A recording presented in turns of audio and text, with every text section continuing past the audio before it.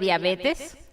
Mi nombre es Viviana Ulloa, soy endocrinóloga y gerente médico de Novo Perú. Para mí es un gran gusto, como siempre, participar en estos foros con colegas internistas interesados en diabetes. En breves minutos, que el doctor habilite su presentación, iniciaremos la presentación. Gracias.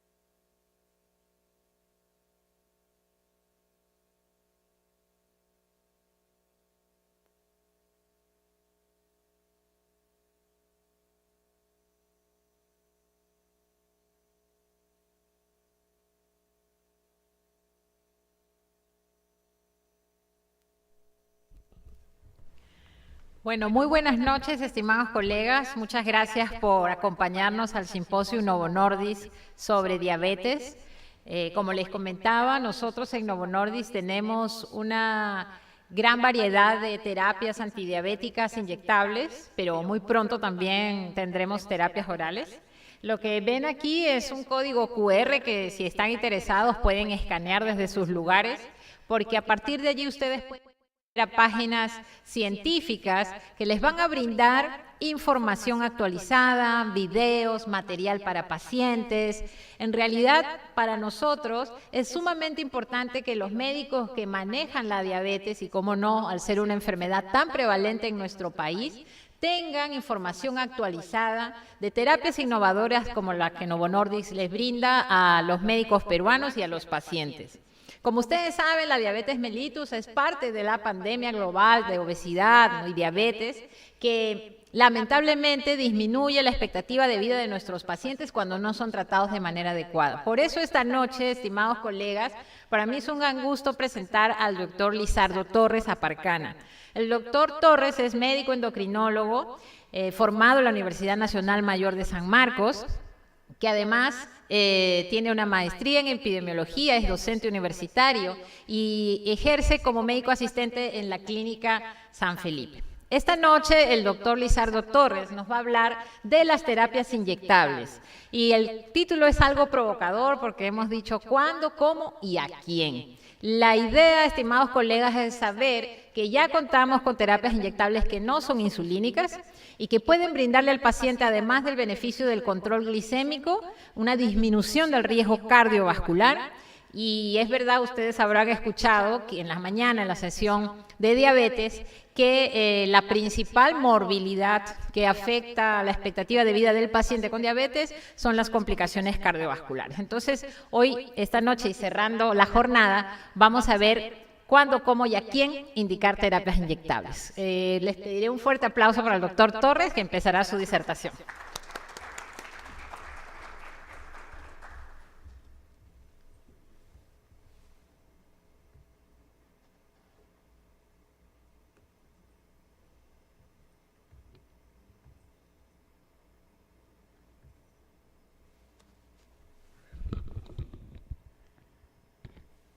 Muchas gracias, Viviana, por tu gentil introducción. Muchas gracias a todos ustedes por estar hasta esta hora aquí en el Congreso. Para mí es un gusto, de verdad, estar de nuevo acá. Hoy por la mañana tuvimos una sesión muy productiva respecto a insulinoterapia, que es algo que vamos a tocar de pronto también ahora, y justo el título, como ya lo mencionó Viviana, es ¿cuándo, cómo y a quién indicar terapia inyectable en el caso de los diabéticos tipo 2? Como somos pocos, vamos a tratar de hacerlo de lo más interactivo. Yo le pido por favor su participación. Esta es la sección de conflicto de intereses y esta es la agenda que vamos a ir desarrollando. Como les comentó, vamos a tratar de, en función a casos clínicos, ir desarrollando los temas.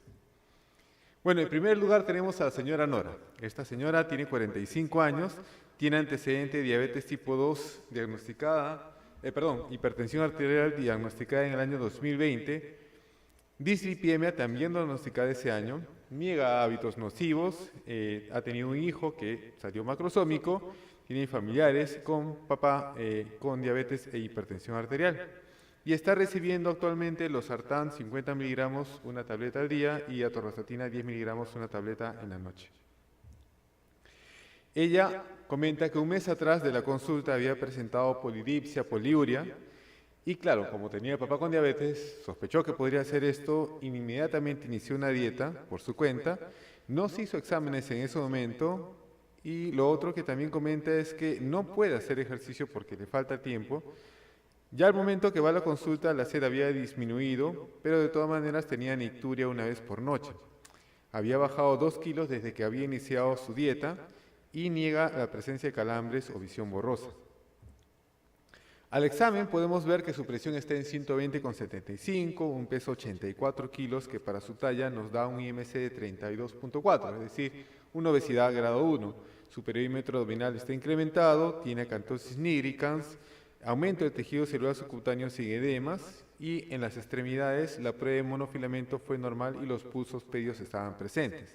Pero un dato muy importante es que ella ya viene con exámenes de laboratorio que había indicado otro colega y me trae una glucosa en ayunas en 138 y una hemoglobina glicosilada en 8,1. No se olviden esos datos, por favor. En el caso del colesterol total estaba en 202, el HDL en 34, el LDL en 129, y recordemos que ya estaba con estatina, 10 miligramos de atorva, triglicéridos 195, la creatinina sale en 0,8 y utilizando la fórmula de CKD-EPI nos dice que tiene una tasa de filtración de 92,5. También después se le solicitó una microalbuminuria y salió en 8,4. Entonces, la primera pregunta que les voy a hacer a ustedes, colegas, por favor ayúdenme con sus respuestas, es si esta paciente tiene diabetes mellitus o no. ¿Qué opinan ustedes? Si tiene, no tiene, o de repente alguno está pensando en pedir un test de tolerancia para confirmar si tiene diabetes o no.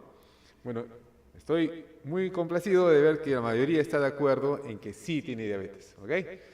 Entonces, solamente para recordar rápidamente los criterios diagnósticos de la diabetes, esta señora ya tiene la glucosa en ayunas mayor o igual de 126, ya tiene un criterio, y tiene la hemoglobina glicosilada por encima de 6.5, tiene el segundo criterio. Entonces, ya con dos criterios podemos decir que esta paciente sí tiene diabetes, ¿ok? Es muy importante.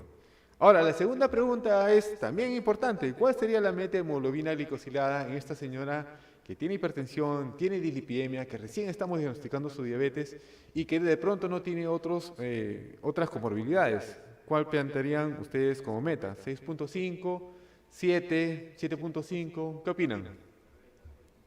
La B, dicen. La A, 6%, ajá. Sí, 7%, ahí está. Muy bien. Miren, nosotros tenemos que fijarnos en las características del paciente para decidir cuál va a ser nuestra meta. En líneas generales se plantea que debería ser menos del 7%, pero en algunas situaciones vamos a ser más estrictos y en otras situaciones de pronto menos estrictos. Más estrictos si tenemos una paciente que está motivada, que vemos que va a ser una buena cumplidora, que tiene capacidad justamente para cuidarse por sí sola, tiene bajo riesgo de hipoglicemia, de pronto por los datos de la señora pareciera que está ahí, tiene reciente diagnóstico, ojo, ¿ok? Una larga expectativa de vida. Ahí sí más o menos en el tema de las comorbilidades, como es hipertensión y dislipidémica, no entraría tanto en este lado, pero no hay complicaciones cardiovasculares establecidas y al parecer tiene un buen sistema de apoyo. Por lo tanto, en el caso de ella, no estaría mal plantear 6.5, ojo, pero por lo menos eso sí, de hecho que tiene que tener por debajo de 7. Pero si puede ser 6.5 sin llegar a riesgo de hipoglicemia, perfecto. Apuntar a 6 quizás ya sería muy estricto, ojo, tengan cuidado porque ahí sí podría incrementar el riesgo de hipoglicemia y no es lo que queremos, como vamos a ver más adelante. Entonces, ya sabemos que tiene ya 8.1 de glicosilada, nuestra meta va a ser 6.5. La siguiente pregunta cae por su propio peso. ¿Cuál sería la indicación en cuanto al tratamiento farmacológico para la diabetes en esta paciente? ¿Ustedes qué dirían? ¿Le dejan metformina o ya le dejan una terapia combinada? De repente metformina con un inhibidor de PP4, un inhibidor SGLT2, un análogo de GLP1 o una insulina basal. ¿Qué opinan ustedes? Por favor, quiero escucharlos. La C, inhibidor de SGLT2. ¿Nadie se va por la B o por la D? La D también dicen. ¿Alguien por la E? Ahí sí creo que nadie. Bueno, fíjense, este año, a principios del año, la Asociación Americana de Diabetes ha publicado justamente su guía, ¿ya? Y cuando uno lee en detalle, hay una ligera variación que de pronto es muy significativa en este primer párrafo. Como ellos indican siempre, la terapia de primera línea es el tema del manejo del estilo de vida, pero una sola palabrita ha hecho una diferencia muy enorme. Siempre colocaban de la mano con metformina, pero ahora han puesto generalmente la terapia de primera línea incluye metformina. En otras palabras, ya no es una condición fija, ¿ok? Y tan pronto hacemos el diagnóstico, lo primero que tenemos que hacer, y eso siempre os insistimos, es la evaluación de riesgo cardiovascular. Ver si nuestro paciente ya ha tenido un evento cardiovascular o tiene de pronto ya insuficiencia cardíaca o enfermedad renal crónica.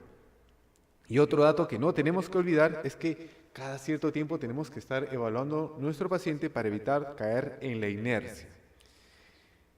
Y como ahí nos decía que tenemos que evaluar el riesgo cardiovascular, ¿ustedes qué opinan? ¿Esta paciente que recién está diagnosticándose su diabetes tendrá bajo riesgo, riesgo moderado, alto riesgo o muy alto riesgo? ¿Qué opinan ustedes?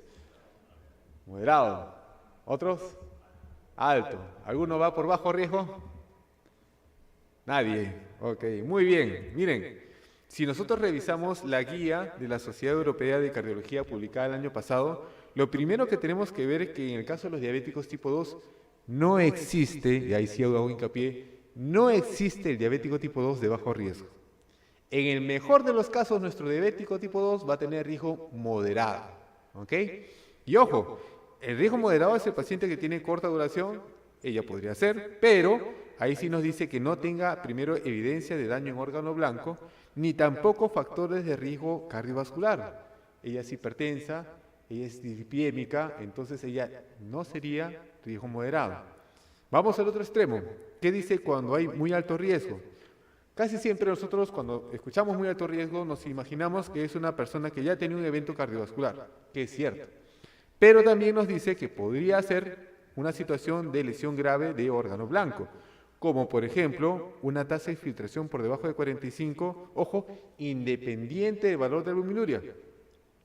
Que tenga entre 45 y 59 de filtración, pero ya que tenga microalbuminuria, o que tenga macroalbuminuria también independiente de cómo está filtrando este riñón. Y un dato muy interesante es que ellos también ya han incluido la presencia de enfermedad microvascular en al menos 3 sitios. Es decir, si nuestro paciente ya tuviera de pronto microalbuminuria, retinopatía y neuropatía, sin los otros criterios también se podría considerar de muy alto riesgo. Nuestra paciente no está en esta categoría y nos queda que tiene un alto riesgo cardiovascular. Ahora, hace algunas semanas, seguramente muchos de ustedes saben, se ha presentado el consenso de la Asociación Americana de Diabetes con el Grupo Europeo para Estudio de la Diabetes. Como digo, ha sido hace solamente algunas semanas. Y hay también pequeños cambios que son significativos. Primero, que a la cabeza, fíjense, nos habla de nuevo de la intervención en el estilo de vida, nos hace hincapié de lo importante que es la educación y el apoyo, el soporte para el paciente, tomar en cuenta los determinantes sociales, ¿ya?, de salud del paciente, pero por ejemplo, acá ya no mencionan para nada la metformina. ¿Sí? Ya no está. ¿Ok? Y en el caso del fluxograma, lo que antes pasaba era que inmediatamente teníamos que ver si este paciente tiene riesgo cardiovascular o no. Eso se mantiene, pero sucedía que si el paciente no tenía este riesgo cardiovascular, recién ahí pensabas, por ejemplo, en lo que era riesgo de hipoglicemia, el tema de la baja de peso, y acá más bien nos dice de que no. Tenemos que tomarlo en cuenta al momento de evaluar al paciente, ver el riesgo cardiovascular y ver también el tema del peso del paciente porque es un dato muy importante que han considerado. Si nosotros nos fijamos aquí, vamos a ver que, por ejemplo, se considera igual un paciente que ya tiene un evento cardiovascular, no es el caso de la señora Nora.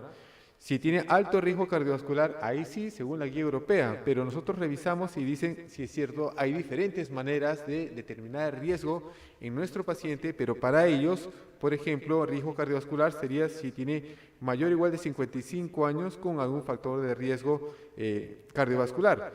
Ella, por la edad, no entraría en censo estricto en este grupo.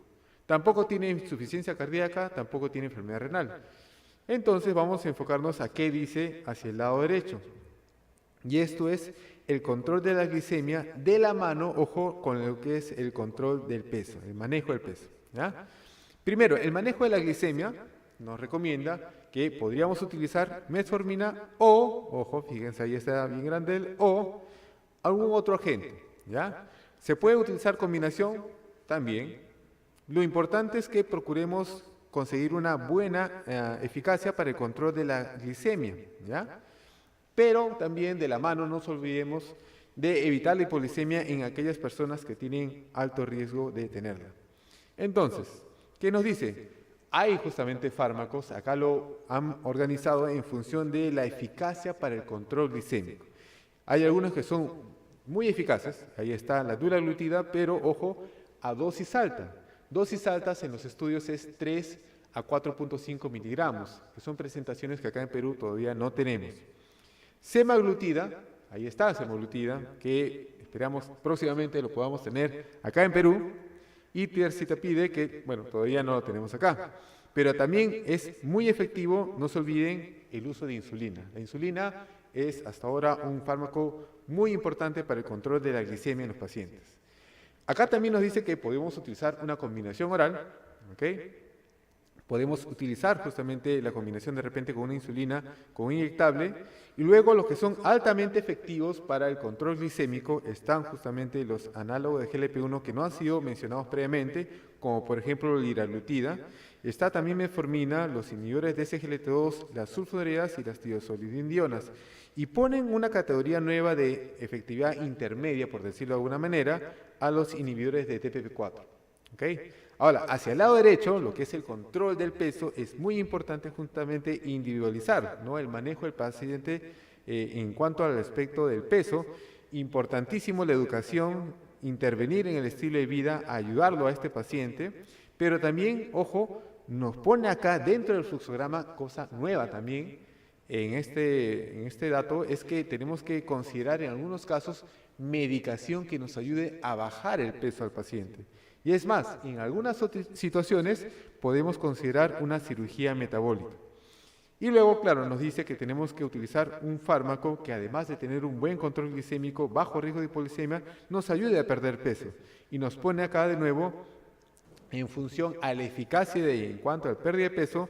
Los que son muy eficaces está la semaglutida, la tirzepatida, los que son altamente eficaces, dulaglutida, pero como les decía, eso es a dosis altas, o la liraglutida, que sí tenemos acá en Perú, ya algunos años ya lo tenemos.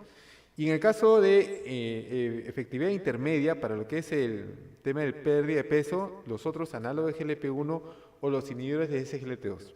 Lo que sí son neutros a nivel del peso serían los inhibidores de TPP4 y la metformina. ¿Okay?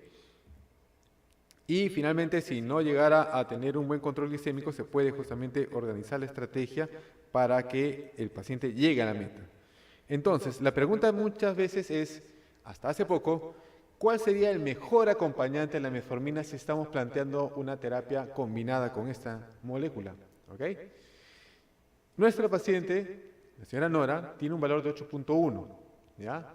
Si nos hemos planteado la meta de 6.5, probablemente con metformina no sea suficiente. Tenemos que añadirle otro fármaco más a esa metformina.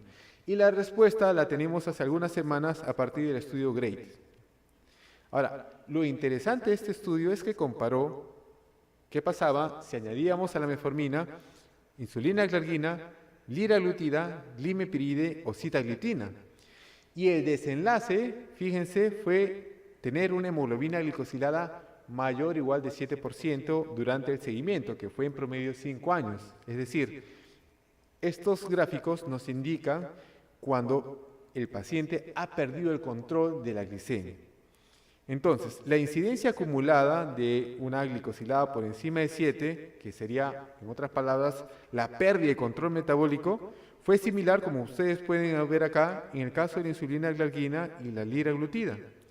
Pero esto fue, a la vez, significativamente más bajo si lo comparamos con glimepiride y es más bajo aún si lo comparamos con la sitagliptina. ¿Ok?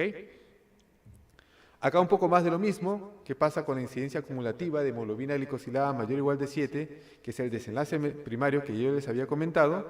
Fíjese, en la gráfica podemos ver cómo rápidamente, entre comillas, en menos de un año incluso, hay una línea que comienza a separarse, que es la sitagliptina, es decir, comienza a perder el control de la hemoglobina glicosilada.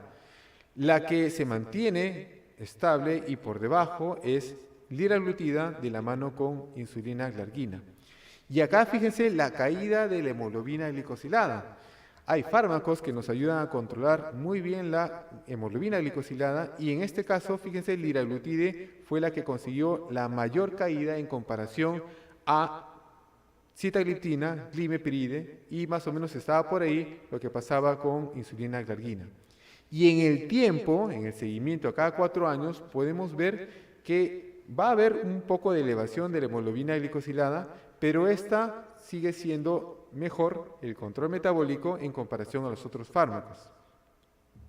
¿Qué concluye este estudio? Que en los participantes con diabetes tipo 2, los 4 medicamentos para reducir glucosa, cuando se agregaron a la metformina, redujeron los niveles de hemoglobina glicosilada, aunque, ya es el hincapié ahí, la insulina glargina y la liraglutida fueron significativamente más efectivas que la sitagliptina o la glimepirida para lo que es alcanzar finalmente la meta de hemoglobina glicosilada menos de 7 y mantenerla por más tiempo. Una preocupación muy común es el tema de la tasa de filtración. ¿Qué pasa en los pacientes renales? Fíjense, nosotros podemos utilizar dulaglutida, liraglutida y semaglutida en pacientes que tienen una disminución de la tasa de filtración glomerular, siendo el punto de corte 15. Es decir, incluso en pacientes con enfermedad renal severa, no terminal, podemos utilizar tranquilamente este tipo de moléculas. Regresando al caso de la señora Nora, recuerden sus valores de laboratorio, ¿cuál fue la indicación que se le dio? Primero, la dieta y la actividad física. Se le trató de educar, eso es importantísimo. Se le indicó metformina, se inició la terapia con una tableta de 850 después de almuerzo y también se inició el tratamiento con liraglutida a dosis de 0.6 miligramos subcutáneo. Se puede utilizar en cualquier momento del día, pero justamente conversando por la actividad de ella, se le indicó que sea antes del desayuno durante una semana y luego en la segunda semana le expliqué que íbamos a aumentar a 1.2 miligramos subcutáneo y justamente se mantenía esta dosis hasta que venga su control al mes. La atorvastatina, como ustedes vieron, es una paciente de alto riesgo y andaba con atorvastatina 10, se aumentó a 20, incluso se la acompañó con ezetimibe 10 miligramos y el losartán se mantuvo la misma dosis porque su presión arterial estaba bien. ¿Okay? Pasemos al segundo caso, el señor Antonio. Este es un varón de 56 años. Él sí ya tiene un diagnóstico de diabetes tipo 2 desde el año 2007, una buena cantidad de tiempo. Hipertenso también, más o menos la misma cantidad de tiempo y dislipidémico. Él hasta hace 3 meses fumaba, dice, entre 1 a 3 cigarritos al día. Para él le significaba muy poco riesgo. Y lo mismo pasaba con el alcohol, tomaba 2 a 3 cervecitas, decía, al mes. Tiene papá con diabetes y lo que pasó hace 3 meses es que el señor tuvo un evento isquémico cerebrovascular y por eso fue hospitalizado. Tuvo suerte, ojo entre comillas, porque solamente tuvo un compromiso de la parte motora del miembro superior derecho. Él es diestro, pero aún así, en el contexto de todo lo que a veces puede pasar en el paciente diabético, ha tenido, entre comillas, como les decía, un poco de suerte. Y lo bueno es que ha ido mejorando con la rehabilitación. Desde ahí ya se ha cuidado. Es una persona diferente, él mismo se plantea así, ¿no? Ya está haciendo muy bien su dieta, está con nutricionista, las funciones biológicas en él están bien y desde este evento está recibiendo losartán, 50 miligramos cada 12 horas, atorvastatina a 40 miligramos, aspirina a 100, ahí está muy bien, y también está con metformina 850 miligramos cada 12 horas. En él su presión 130,85, peso 85 kilos, para su talla un IMC de 29, que sería un sobrepeso, perímetro abdominal 112, tiene acantosis nigricans, tiene aumento del tejido celular subcutáneo sin edemas. A nivel cardiovascular, lo importante es que en pulsos pedios estos estaban disminuidos. Y eso sí, por favor, yo les sugiero, en lo posible, cuando tenga oportunidad de evaluar a un paciente con diabetes tipo 2, cuando evalúen sus pies, vean cómo están los pulsos. Ya esto me dice que definitivamente tiene también probablemente enfermedad arterial periférica. En la prueba de monofilamento también salió alterado, así es que este paciente en particular tiene unos pies de alto riesgo. Y en el examen neurológico se vio la disminución de la fuerza en el miembro superior derecho.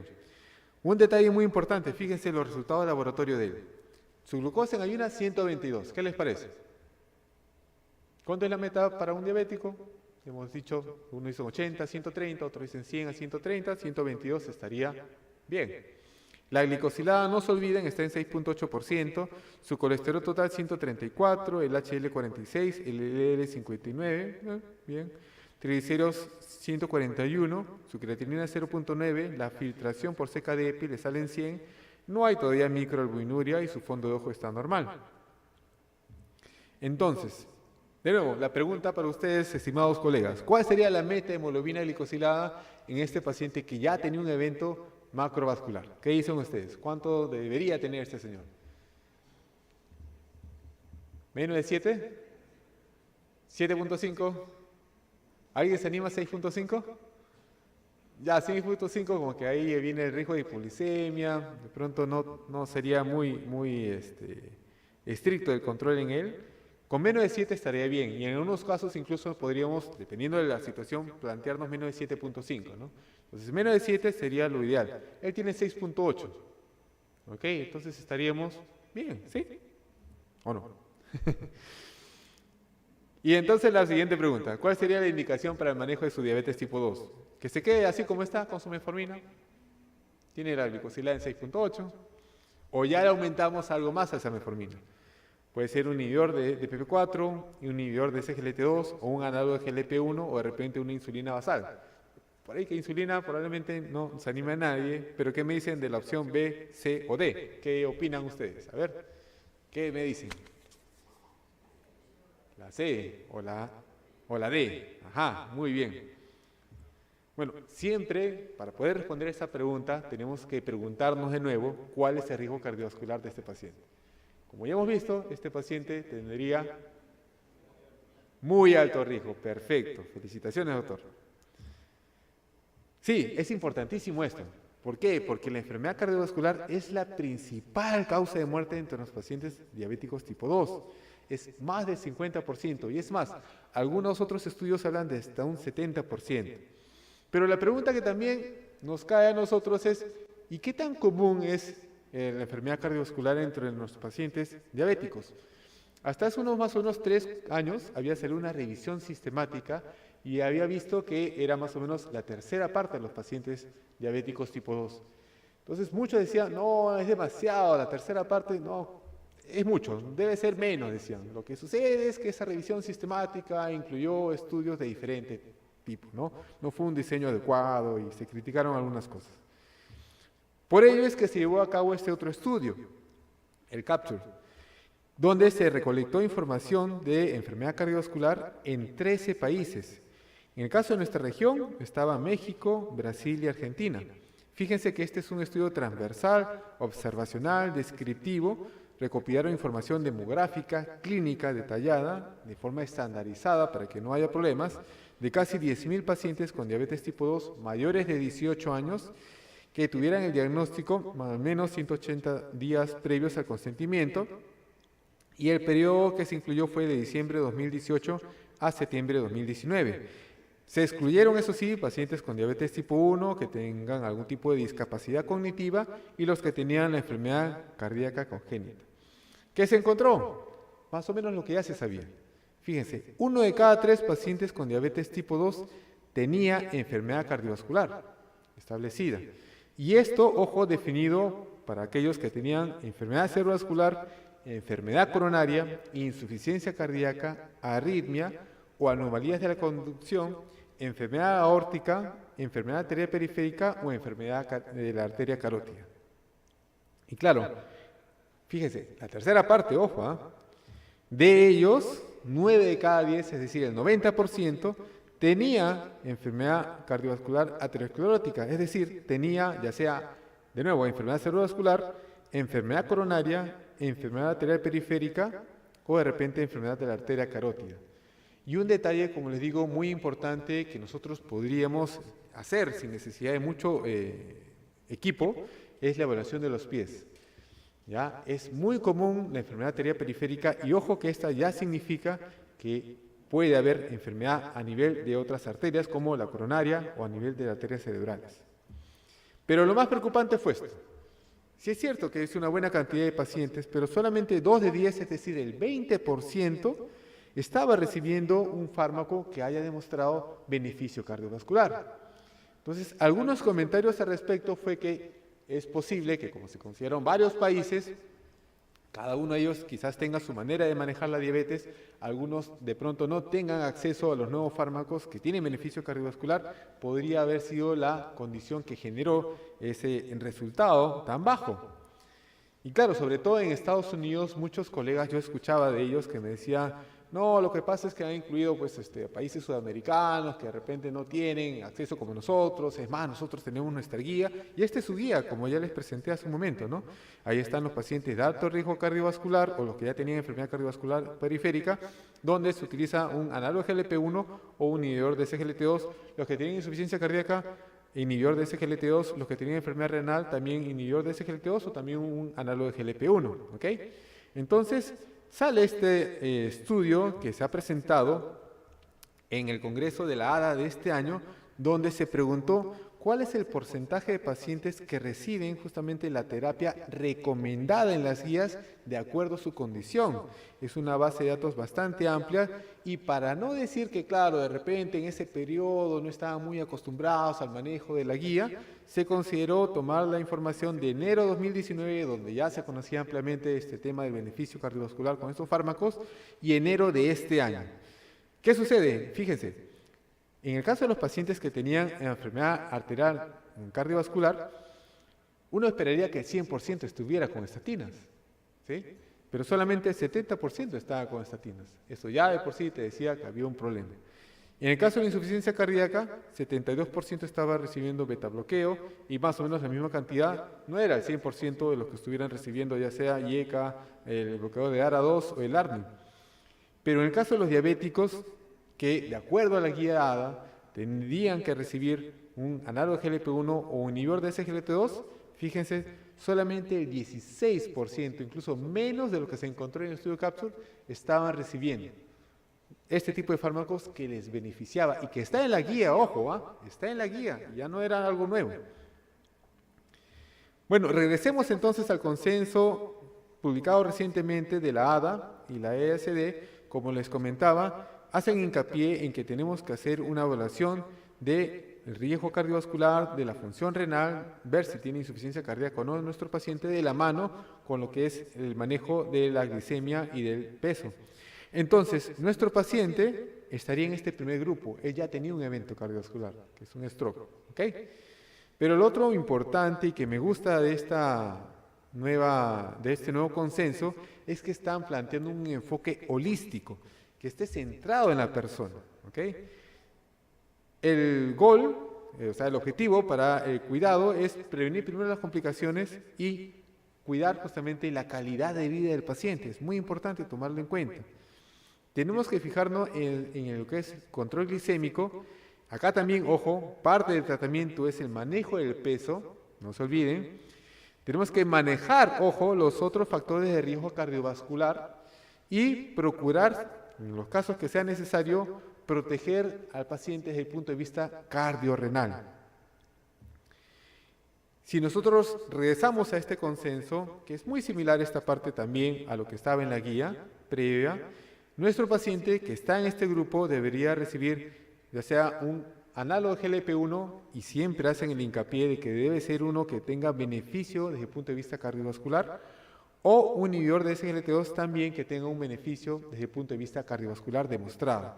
Y si en caso incluso no llegáramos a la meta de hemoglobina glicosilada, podríamos utilizar una combinación de ambos o añadir otro tipo de fármaco. Pero ojo, esto es independiente de si el paciente está o no con metformina y también es independiente del valor de hemoglobina glicosilada. Acá no te dicen solamente si tuviera alta glicosilada, considera este tipo de fármacos. No, es independiente de si estuviera o no con metformina o independiente de si tuviera la glicosilada en meta o no. Entonces, ¿cómo es que hemos llegado a este tipo de recomendación? Ya hay varios estudios que se han ido realizando en los últimos años y es más, ya tenemos hasta metaanálisis de estos estudios. Yo les presento acá el metaanálisis del Dr. Sattar, que incluyó los ensayos con análogo de GLP-1 sobre lo que era el compuesto de infarto de miocardio no fatal, accidente cerebrovascular no fatal y muerte de origen cardiovascular, el llamado MACE de 3 puntos. Como ustedes pueden ver acá, en global, vamos a ver una reducción de 14% que llega a ser estadísticamente significativa. Pero ojo, que no todos los estudios habían demostrado este beneficio cardiovascular, solamente algunos. El primero de ellos, que fue pionero en este grupo, fue el estudio LEADER con liraglutida, ¿ya? Que prevenía un 13% este compuesto de MACE. Después han salido el SUSTAIN 6 con semaglutida subcutáneo, el HARMONY con albiglutida, el REWIND con dulaglutida, el PIONEER 6 con semaglutida y el AMPLITUDE O con esplenetide. ¿Okay? Claro, acá también pareciera que todos son prácticamente iguales, pero si nosotros hacemos el ejercicio de calcular cuál es el NNT, es decir, el número necesario a tratar pacientes para prevenir un evento cardiovascular adverso mayor en MACE de 3 puntos, vamos a ver que ahí también hay diferencias. En el caso de liraglutida en el LEADER fueron 53 pacientes durante un periodo de 3.8 años. Para semaglutida subcutáneo fueron 43 por 2.1 años, ojo. Después albiglutida 53 por 1.6, aunque este fármaco albiglutida todavía no se va a comercializar. Dulaglutida en el REWIND fueron 71 pacientes tratados por 5.4 años y esplenetide, que todavía no tiene aprobación por FDA, fueron 45 pacientes por 1.8 años. Lo que nos preocupaba bastante, la muerte de origen cardiovascular, que se ha visto también en este mismo metaanálisis, que en global podemos conseguir una reducción de 13% en forma estadísticamente significativa. Pero de nuevo, si nos fijamos cuál de los estudios habían conseguido este beneficio, de todos ellos solamente fueron 2. El líder con liraglutida y el Pioneer 6 con semaglutida por vía oral. De nuevo, acá ustedes pueden ver el número necesario a tratar, 77 pacientes por 3.8 años, para prevenir una muerte de origen cardiovascular, es algo muy importante. Y la muerte por todas las causas también. Podemos ver que en global consigue una reducción de 12% en forma estadísticamente significativa. Nuevamente, solo 2 estudios habían conseguido la significancia estadística en este desenlace. El estudio líder con liraglutida y semaglutida por vía oral en el Pioneer 6. ¿Qué pasa en el infarto de miocardio? Este otro metaanálisis, también publicado el año pasado, del grupo de Dr. Giuliano, encuentra que hay una tendencia a una reducción de lo que son eventos de infarto de miocardio en global, pero que no llega a tener significancia estadística. Sin embargo, en el caso de la enfermedad cerebrovascular, sí hay una reducción que llega a ser estadísticamente significativa. Es más, otro de los estudios que se ha publicado el año pasado es un metaanálisis en red, donde ya incluye a estudios con inhibidores de SGLT2, análogos de GLP-1 e inhibidores de TPP4, y en el caso de lo que es enfermedad cerebrovascular, fíjense, han visto de que de los 3 grupos, solamente los análogos de GLP-1 conseguían una reducción estadísticamente significativa para lo que es la prevención de este tipo de eventos no fatales. Y es más, en la comparación grupo a grupo, que ciertamente no hay ensayos cabeza a cabeza, pero en este metaanálisis en red vieron de que la tendencia era a favor de los análogos de GLP-1 para conseguir un beneficio. No llega a ser estadísticamente significativo, pero sí hay una clara tendencia que ustedes pueden ver acá, en el gráfico. Y a partir de ahí es que la Asociación Americana de Endocrinólogos Clínicos, en esta publicación de hace algunas semanas nada más, que ha actualizado lo que es la guía del manejo para la diabetes tipo 2, ha hecho un cambio que me parece muy importante e innovador. Fíjense, es muy parecido a lo que dice el ADA, pero esta vez ellos ya han considerado un grupo separado, aquel diabético que ha tenido un evento cerebrovascular, un stroke. Para ellos, si este paciente ha tenido este tipo de evento macrovascular, deberíamos recomendar un análogo de GLP-1 que haya demostrado beneficio en general, idealmente, o si no, la utilización de la pioglitazona, aunque claro, hay que hacer hincapié que tenemos que tener cuidado con los eventos adversos que están asociados a este fármaco. Por ese motivo, es que, de nuevo regresando al caso del señor Antonio, la indicación de él fue utilizar la metformina. Todavía no se le ha quitado la metformina, se le ha bajado un poco, estaba bien con 2 al día, vamos a bajarle a 1 en el almuerzo nada más y vamos a protegerlo. Esa es la idea, proteger a nuestro paciente. Estaba bien la glicosilada 6.8, pero vamos a protegerlo ahora desde el punto de vista cardiovascular. ¿Cómo? Le estamos indicando liraglutide 0.6 miligramos subcutáneo antes del desayuno por 1 semana y luego le podemos aumentar a 1.2 miligramos. La atorvastatina se mantiene en 40, el losartán también y la aspirina también igual. Y finalmente el caso 3, el señor Pedro. El señor Pedro tiene 51 años, él tiene diagnóstico de diabetes tipo 2 desde los 43, ha tenido también dislipidemia desde los 48 años, niega hábitos nocivos, tiene a ambos padres con diabetes y está recibiendo metformina 3 veces al día, desayuno, almuerzo y cena. Él comenta que previamente había estado también con glibenclamida, pero desde que tuvo un evento de una hipoglicemia severa, que para él fue casi morirse, como él decía, pues ya no quiso saber nada de la glibenclamida y solamente se había quedado con la metformina. No se había estado haciendo controles desde que inició la pandemia, y la atorvastatina, que también la tenía indicada, la estaba tomando la de 20 miligramos 1 vez al día, pero de manera irregular. ¿Qué ha pasado con él? Él justamente pidió un adicional porque 2 meses atrás ya había estado presentando poliuria, polidipsia, la nicturia 5 veces por noche, ya no podía descansar el pobre señor y comenzó a tener visión borrosa, malestar general, no se sentía bien, se sentía débil y dijo, no, algo no anda bien, mejor voy a mi control. Y sin hacer dieta ni ejercicio, este señor ya había bajado 6 kilos y eso también le preocupó mucho a su familia. Él decía que no podía hacer el tema de la dieta porque comía en la calle por su trabajo y también por el trabajo es que no le alcanzaba el tiempo para hacer ejercicio. ¿Qué se encontró? La presión 115,80, frecuencia cardíaca en 84, su peso 81 kilos y como digo, ya había bajado de peso, ojo, y su IMC en 29,7 ya estaba justo en rango de sobrepeso, había estado con obesidad poco tiempo atrás. No hay edemas, ya no hay alteración, al menos en cuanto a los pulsos pedios. Hay sí disminución de uno de los puntos en el examen de monofilamento, que nos habla de neuropatía. Y fíjense este detalle, la glucosa en ayunas, 211.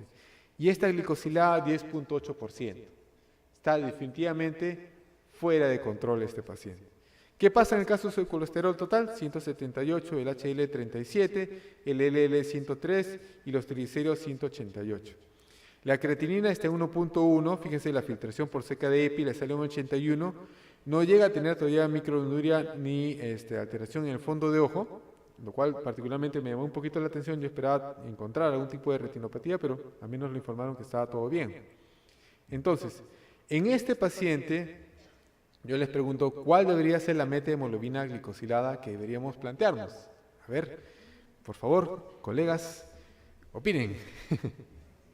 Un poquito. ¿Menos de 7? Yo creo que la mayoría está de acuerdo con menos de 7, ¿sí? Y claro, él está con metformina sola, así es que con metformina sola no la va a hacer. ¿Con qué más vamos a añadir? ¿Qué más vamos a añadir a la metformina para ayudarle a bajar esa hemoglobina glicosilada, para ayudarle a controlar mejor su diabetes? ¿Qué opinan ustedes? Le damos una sulfonylurea, aunque ella ha tenido una mala experiencia con la glicosamida, un inhibidor de TP4, inhibidor de SGLT2, un análogo de GLP-1 o una insulina basal. La D. Esto está interesante. Yo les voy a pedir que tengan cuidado cuando uno se plantee el tratamiento de la diabetes. Lamentablemente, algunos colegas todavía siguen pensando en la terapia escalonada de la diabetes y se plantean que para el diabético tipo 2 primero es la dieta y el ejercicio. Si no controlas con la dieta y el ejercicio, comienzas con un fármaco por vía oral. Si no consigues, y a veces se resisten incluso hasta indicar un segundo fármaco, pasa el tiempo y mal control del diabético, va desarrollando las complicaciones y recién ahí le indican una combinación por vía oral. ¿Ok?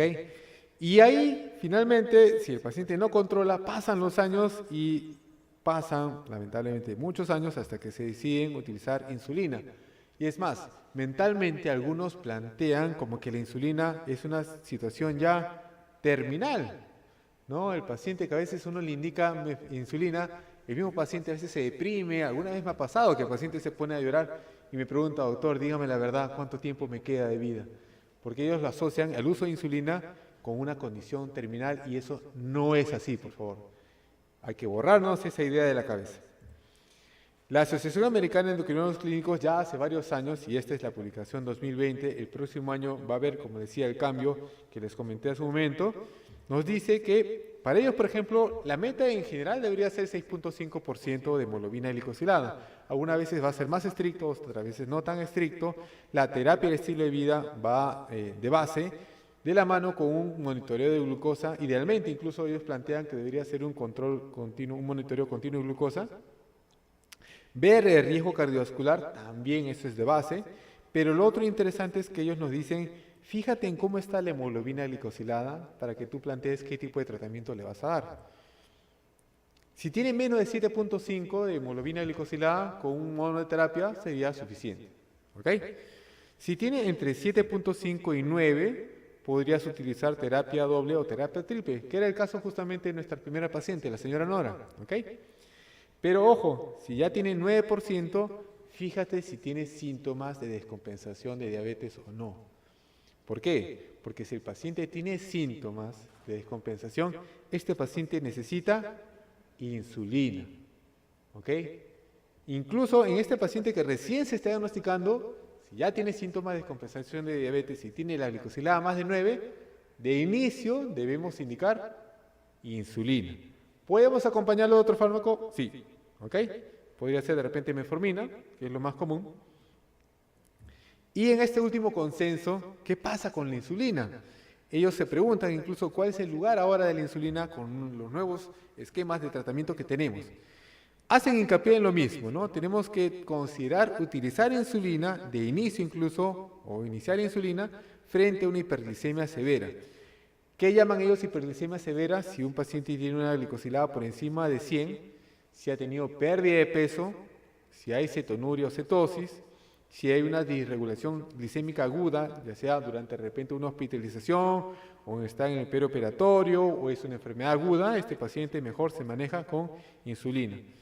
Como decía, lo de la baja de peso es importante, o si estamos sospechando que es un paciente con diabetes tipo 1, también el manejo es con insulina, perdón, ¿ok?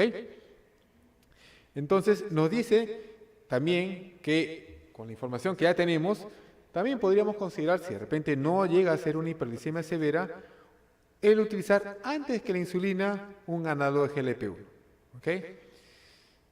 Si es que de repente el paciente está siguiendo el esquema de tratamiento planteado previamente y aún así no llega a la meta, entonces sí podríamos dejarle tranquilamente una insulina. ¿Cuál insulina? Una insulina basal. ¿Ok? Y en el caso de las insulinas basales, ahí dice en el texto que si fuera accesible, se debería preferir los análogos de insulina basal frente a la insulina NPH, porque estos análogos de insulina basal han demostrado que tienen menor riesgo de hipoglicemia y sobre todo de hipoglicemia nocturna.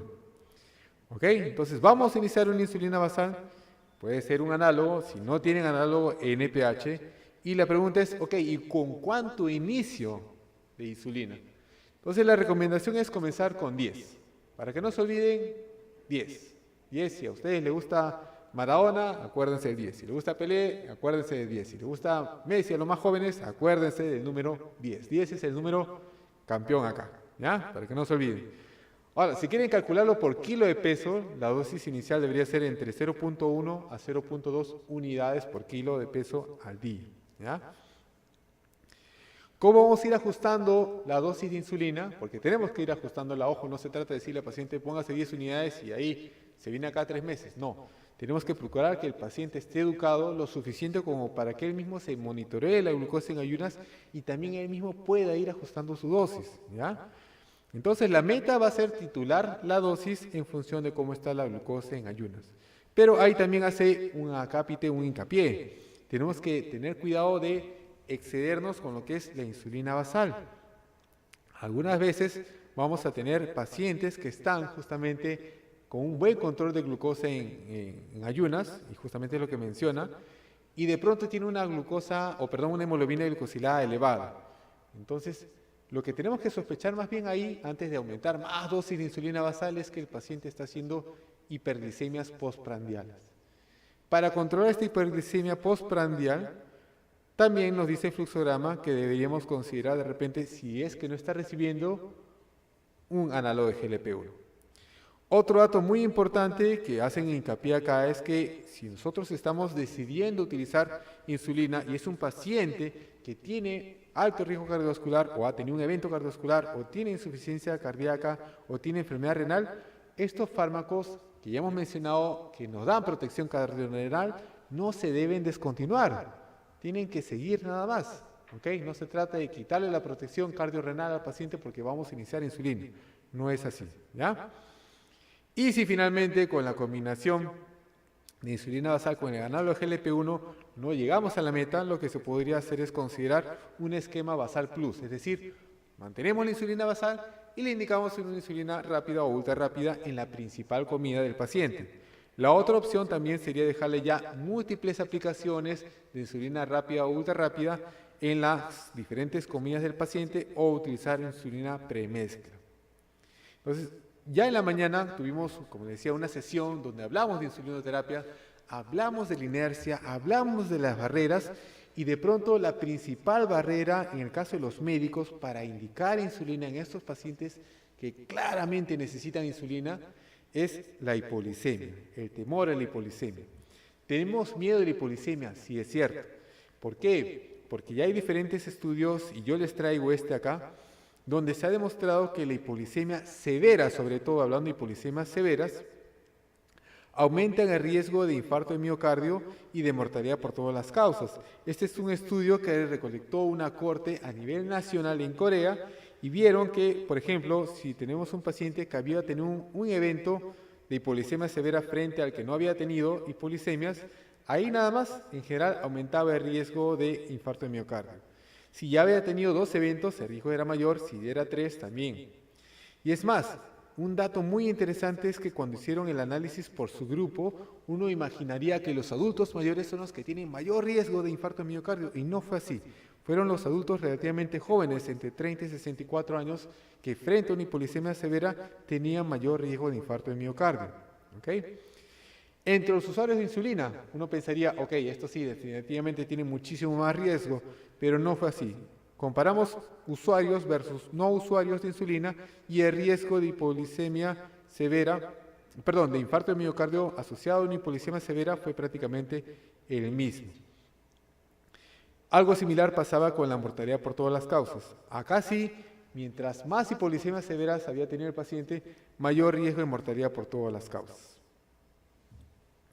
Y estos son los diferentes análogos de insulina de acción prolongada que tenemos acá en Perú. Tenemos el de Temir, la insulina glargina U100, la glargina U300 y de Gludet. Como pueden ustedes ver acá, hay ligeras diferencias en cuanto al inicio del efecto de la insulina. Por ejemplo, la insulina de Gludet ya a los 30 minutos está comenzando a hacer efecto, en comparación, por ejemplo, a la insulina de glargina que comienza a hacer efecto a las 2 horas. Y otro efecto importante que los difiere es el tiempo de la duración. La de Temir dura de 14 a 24 horas. La insulina de glargina sabemos que en teoría dura 24 horas, aunque en la práctica hay algunos pacientes que ellos mismos se dan cuenta que no les llega a cubrir las 24 horas y tenemos que indicarle 2 veces al día. La glargina U300, ahí sí se asegura el efecto de 24 horas. Y en el caso de Gludet, fíjense, el efecto es de 40 horas. Y eso sí, no tengan preocupación, no tengan miedo, no hay un efecto acumulativo, ya no vayan a pensar que de un día para otro se va a ir acumulando la insulina y hay mayor riesgo de hipoglicemia. Afortunadamente eso no sucede. Es más, la insulina de Gludet es una de las que mejor control mantiene y es más estable en el tiempo. Y claro, si la comparamos con la insulina NPH, acuérdense, la NPH hace un pico más o menos a las 6 horas, y en el caso de los pacientes que utilizan insulina NPH porque no tienen acceso, hay que educarlos para que no vayan a hacer hipoglicemias nocturnas. La NPH tenemos que colocarla 2 veces al día por el tiempo de vida media, que es de 12 a 14 horas. Y como les indicaba, el riesgo en comparación a las insulinas análogas de acción prolongada es que la NPH podría generar hipoglicemias nocturnas. Ahora, dentro de los análogos de acción prolongada hay diferencias. Uno pensaría que no, pero ciertamente sí la hay. Y una de las evidencias nuevas es este estudio del Switch Pro, que incluyó pacientes con diabetes tipo 2 mayores de 18 años, que estaban ya recibiendo insulina basal con o sin algún antidiabético oral, que tenían una glicosilada menos de 9.5 y que eso sí, ojo, fíjense, tenían al menos un factor de riesgo para hipoglicemia. Se organizaron en 2 grupos.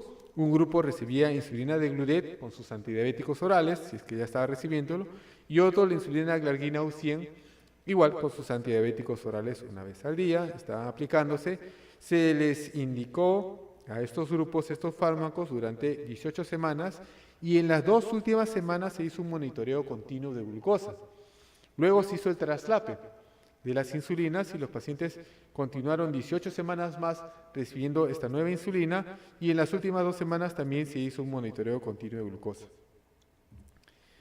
¿Cuál fue el desenlace? Fíjense, lo que se vio es que la insulina de Gludet tuvo mayor tiempo en rango la glucosa frente a la insulina glargina U100. De Gludet tuvo 72.1%, glargina U100 70.6% y esta diferencia fue estadísticamente significativa. En cuanto a tiempo, podemos ver que fue 20 minutos más durante el día tener la glucosa dentro del rango cuando estaba recibiendo insulina de Gludet frente a insulina glargina U100. Pero quizás lo más importante está en lo que es la evaluación exploratoria de los datos. Ustedes pueden ver acá, por ejemplo, cuando habla de tiempo por debajo del rango, si estaba entre 54 y 69, es decir, en otras palabras, como una hipoglicemia leve, no había diferencia significativa entre los 2 medicamentos, pero ahí sí había diferencia en el caso de las hipoglicemias nocturnas. Fíjese, era menor la hipoglicemia nocturna en el grupo que recibía insulina Degludec frente a los que recibían insulina glargina U100. Y si hablamos de hipoglicemia en valores aún más bajos, fíjense, hipoglicemia severa, menos de 54, ahí podemos ver también que hay una diferencia a favor de insulina Degludec, y en general todos los puntos de corte por debajo de 70 nos dice nuevamente que en líneas generales de pronto no hay mucha diferencia, pero sí hay una clara diferencia a favor de insulina Degludec de prevenir estas hipoglicemias nocturnas que tanto nos preocupan. Bueno, ¿qué hicimos con el señor Pedro? Ya tenemos acá sus resultados y lo que hicimos es trabajar el tema de la dieta, explicarle que si bien es cierto él trabajaba y tenía que comer en la calle, que por más que le sirva en el menú pues un plato lleno de arroz no se lo va a terminar, que tiene que procurar consumir ensaladas, que tiene que tratar de hacer actividad física dentro de su horario ajustado, de repente caminar un poco más para llegar al trabajo, esa podría ser una opción.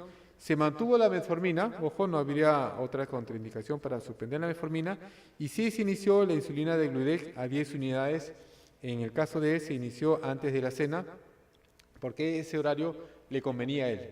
Las insulinas, como la insulina Degludec, se puede colocar a cualquier hora del día, ya hay que preferir siempre un horario que sea conveniente para el paciente, porque a veces pasa que el paciente por el trabajo, un día se pone, otro día no se pone y finalmente no vamos a conseguir un buen control. ¿Ok? Y es más, se le educó y poco a poco él fue ajustando su dosis y terminó utilizando 18 unidades al día de insulina Degludec y ahora su glucosa en ayunas está bien y estamos esperando que complete los 3 meses para hacer un control de la hemoglobina glicosilada. La atorvastatina se le indicó 20 miligramos por noche.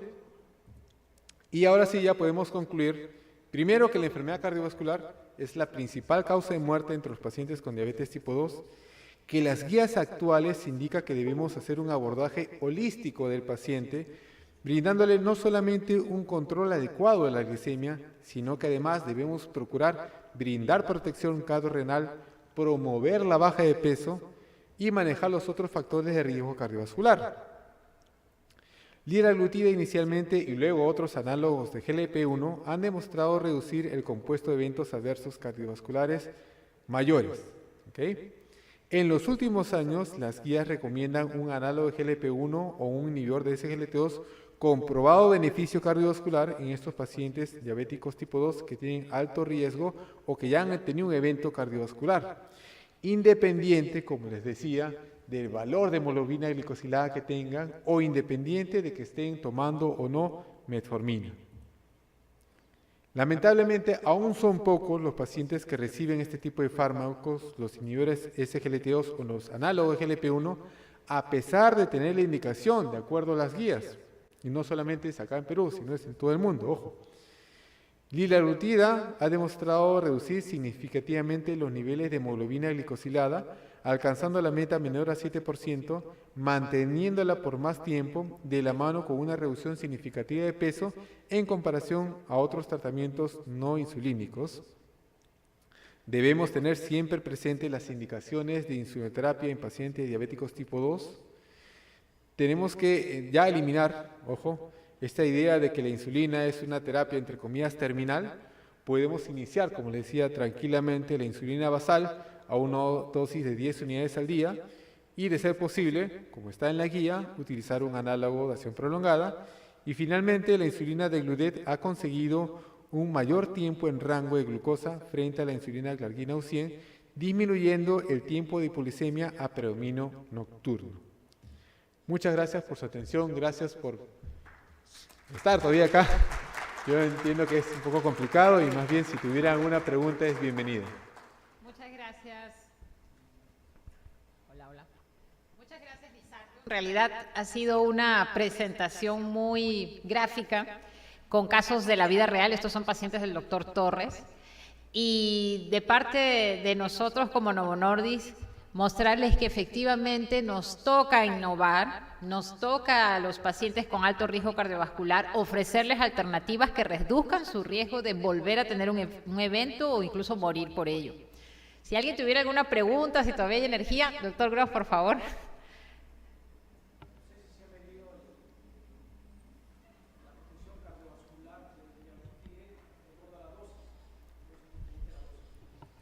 En los estudios, por ejemplo, del LEADER, ¿ya? La meta era llegar a una dosis de 1.8 miligramos, ¿ok? Pero, ojo, eso no significa que las otras dosis no protejan. La dosis de 1.2 también se vio después que conseguía reducir los eventos cardiovasculares de manera similar a 1.8. O sea, debemos procurar llegar a 1.8, pero si no tolera el paciente de pronto 1.8, ya con 1.2 también se está protegiendo, por si acaso. Si me permites agregar, Lizardo, efectivamente el estudio líder fue en su mayoría llegar a la dosis de 1.8 miligramos y recordar que no hay riesgo de hipoglicemia con los análogos de GLP-1, porque son fármacos que solo bajan la glucosa si hay hiperglicemia, ¿no? Son fármacos cuya acción es dependiente de glucosa. Por eso, en el caso del paciente que tuvo el DCB, agregarle liraglutida, a pesar que ya tenía una glicosilada en rango, no iba a representar para él el riesgo de hipoglicemia porque digamos que el objetivo de darle el fármaco es que actúe sobre el órgano blanco y lo proteja, ¿no? Liraglutida genera una reducción de la inflamación y una mejoría de la función endotelial.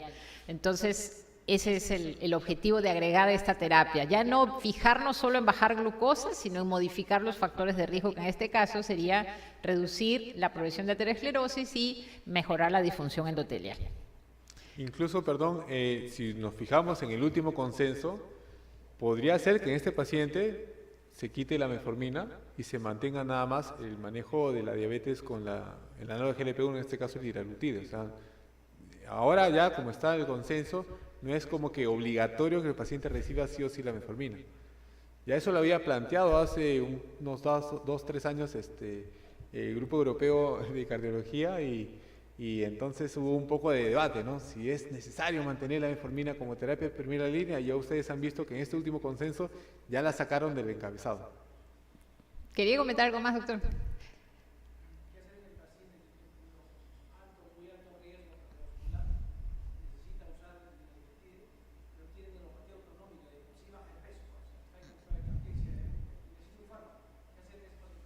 Bueno, como les decía, si es un paciente que está bajando de peso, que está de pronto descompensado, este paciente quizás necesita insulina, ¿ok?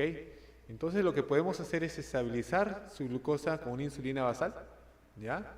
Pero claro, uno va a decir, oye, pero la insulina basal le va a estabilizar la glucosa y no lo va a proteger. Se puede justamente añadir posteriormente, una vez que el paciente está estable, un análogo GLP-1. Ahora, el paciente que, por si acaso, esto también pasa, ¿no? Muchos piensan que este tipo de fármacos solamente se puede utilizar en pacientes obesos. No es así. Los estudios incluyeron también personas que tenían sobrepeso e incluso algunos pacientes con peso normal. Y eso no lo va a llevar a la caquexia, por si acaso, no se vayan a preocupar, ¿no? No es que el paciente va a bajar infinitamente el peso y va a caer demasiado. Eso no sucede en la práctica, ¿ya? Sí, se puede emplear de la manera que el paciente tolere, ¿no? Mejorar su estado general con insulina y luego ir probando. Finalmente, la idea es no hacer daño, entonces vamos viendo qué tan bien lo tolera. Sí, doctor. Gracias.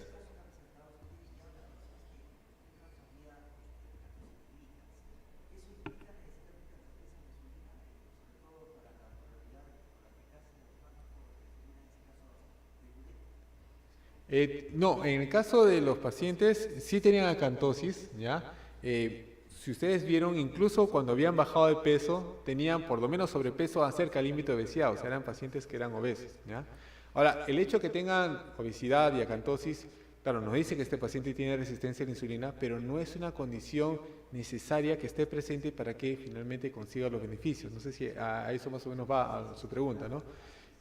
No, o sea, incluso los pacientes, como decía, en el estudio líder, también habían pacientes que no tenían sobrepeso, muchos de ellos de pronto no tenían acantosis nígricas y consiguieron el beneficio desde el punto de vista cardiovascular, ¿ya? No es como que obligatoriamente el paciente tiene que tener resistencia a la insulina para que podamos ver el beneficio. No, eso también se ha hecho un subanálisis y se ha visto que no, ¿ya? Muchas gracias. Bueno, sí, ya llegamos al final del simposio. Agradecemos nuevamente la presencia de ustedes y de verdad es un gusto poder ofrecer este tipo de presentaciones. Lizardo, muchas gracias y de nuevo te despedimos con un aplauso. Gracias al laboratorio por la invitación, gracias a ustedes por quedarse hasta esta hora. De pronto si tienen una duda, comentario, quieren que les comparta la presentación también lo podemos hacer. Gracias.